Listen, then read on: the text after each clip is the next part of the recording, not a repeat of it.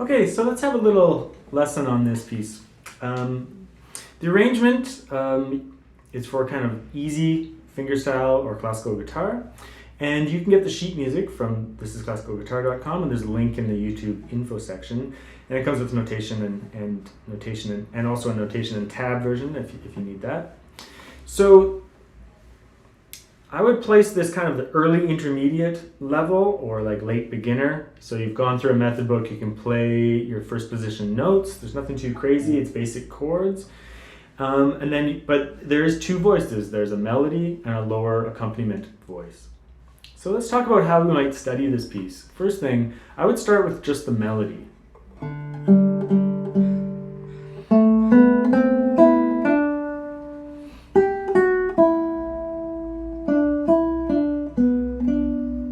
Get that really smooth, and you want to play it the way you want to, and like you want to play it the way you would sing it, so not jagged in any way. It can't be like that. It has to be the way that you would sing it.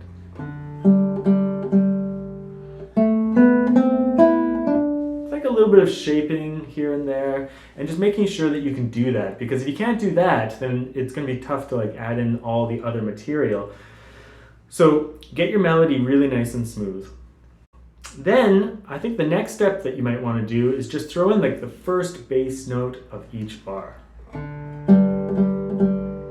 Oh, sorry.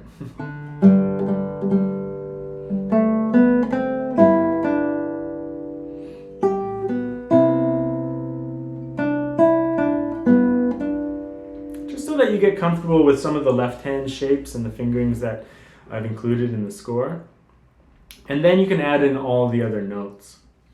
The chord intro on the beginning and the outro as well is pretty basic. It's like a G chord to a C chord, back to G, E minor, G, C. Nothing too fancy to talk about there. In terms of right-hand fingering for the piece, for the chord section, just always alternate fingers. It might mean that some of the upper voice in the chord section is with thumb. So I'm doing like thumb, I, M, A, thumb, and M, I, P, I, thumb. So just accomplishing that with alternating fingers, never repeating fingers. When you go to the melody, almost all the melodies should be played with, all the melodies should be played with just the fingers. A lot of it will be with I and M. Sometimes the A finger will be included if the notes are far apart or if there's a risk of repeating a finger. So I've been doing something like I, M, I, M, I, M, I, A, M. And you can see I'm accomplishing a lot of the bass with just the thumb. It's not a very fast piece, so I think you can do it with your thumb as long as you keep it nice and smooth.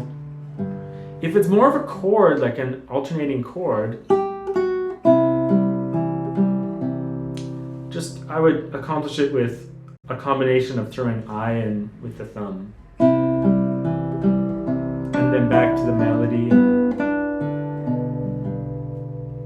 So most of the time you can use your thumb, but if it's more of like an Alberti bass or something like that, like a chord accompaniment, throw in the I finger just to smooth it out a little bit.